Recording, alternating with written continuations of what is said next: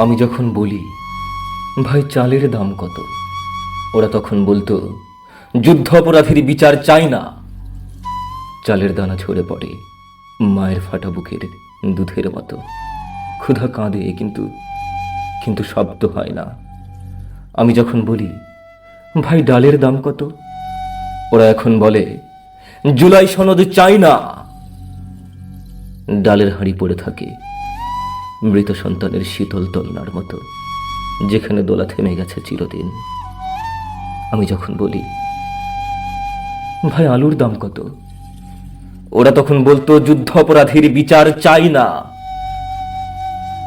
বাবার পকেটটা আজ সেরা কাফনের কাপড়ের মতো, লজ্জা ঢাকতে পারে না কিছুই।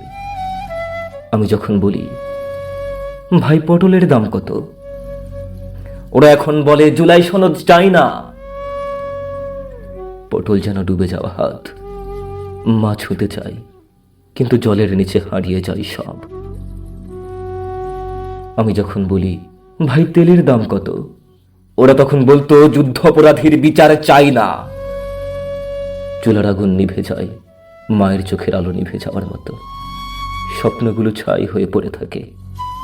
আমি যখন বলি, ভাই পেঁয়াজের দাম কত, ওরা এখন বলে, জুলাই সনদ চাই না। পেঁয়াজ কাটার আগেই চোখ ভিজে যায়, যেন কবরের পাশে দাঁড়িয়ে থাকা মা, যার কান্নার কোনো শেষ নেই। আমি যখন বলি, ভাই লবণের দাম কত, ওরা তখন বলতো, যুদ্ধ অপরাধীর বিচার চাই না। লবণ মিশে যায় মায়ের চোখের জলে, ভাত না থাকলেও নোনতা কষ্ট রয়ে যায়। আমি যখন বলি, ভাই পদ্মা সেতু কার বাবার টাকায় তৈরি, ওরা চিৎকার করে, আমাদের টাকায় তৈরি।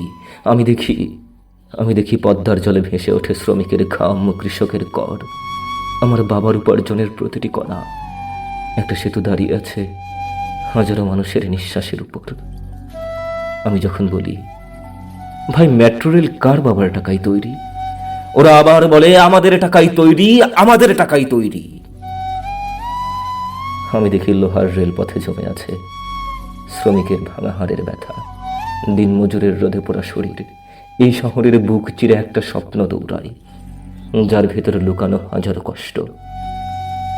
আমি যখন বলি, ভাই মানুষ বাঁচবে কিভাবে, ওরা তখন বলতো, যুদ্ধ অপরাধীর বিচার চাই না।